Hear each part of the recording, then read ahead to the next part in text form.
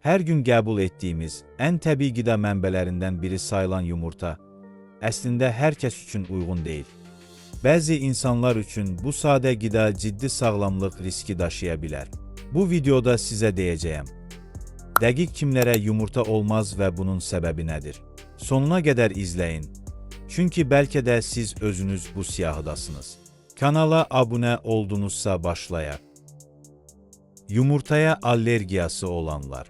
Yumurta zulalı, xüsusən ağ hissəsi, dünyada ən geniş yayılmış qida allergenlərindən biridir. Bu insanların orqanizmi yumurtadakı zulalları təhlükəli maddə kimi qəbul edir və immun sistemi həddindən artıq reaksiya verir. Əlamətlər, dəri qaşınması, qızartı, nəfəs çatışmazlığı, hətta anafilaksiya, həyati təhlükə yaradan kəskin reaksiya. Nəticə, bu şəxslər üçün yumurta sadəcə uyğun olmayan qida deyil, birbaşa təhlükə mənbəyidir. İkinci, yüksək xolesterol səviyyəsi olanlar. Yumurta sarısı xolesterolla zəngindir. Ürək-damar xəstəlikləri olan və ya xolesterolu yüksək olan insanlar üçün həddindən artıq istehlak risk yarada bilər. Əsaslandırma, yüksək xolesterol qan damarlarında plaq yığılmasına səbəb ola bilər. Bu da ürək xəstəlikləri riskini artırır.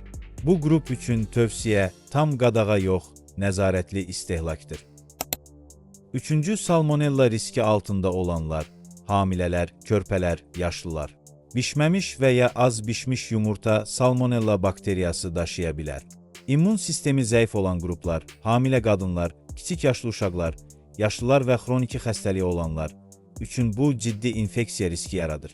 Əsaslandırma, bu qrupların orqanizmi infeksiyaya qarşı az müqavimət göstərir. Nəticədə adi qida zəhərlənməsi onlar üçün ağır gedişatlı ola bilər. Dördüncü, böyrək xəstəliyi olanlar. Yumurta yüksək zulal mənbəyidir. Lakin böyrək xəstəliyi olan insanlar üçün artıq zulal qəbulu böyrəklərə əlavə yük yaradır. Əsaslandırma, zəifləmiş böyrəklər zulal metabolizmasının tullantılarını effektiv təmizləyə bilmir. Bu da orqanizmdə toksik maddələrin yığılmasına səbəb ola bilər. Beşinci, həzm problemi olanlar. Bəzi insanlarda yumurta zulalını həzm etmək çətinlik yaradır.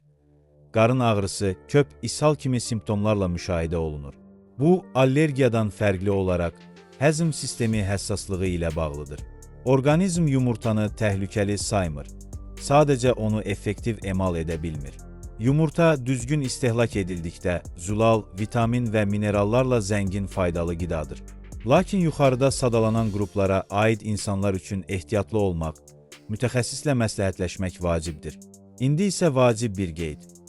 Bu video ümumi məlumat xarakteri daşıyır və tibbi məsləhət əvəz etmir. Sağlamlığınızla bağlı hər hansı sualınız varsa, həkiminizlə məsləhətləşin. Əgər bu məlumat sizə faydalı oldu, bəyənməyi unutmayın. Kanala abunə olun ki, sağlamlıqla bağlı daha çox faydalı video qaçırmayasınız. Şərhlərdə yazın, sizcə daha hansı qrup üçün yumurta riskli ola bilər?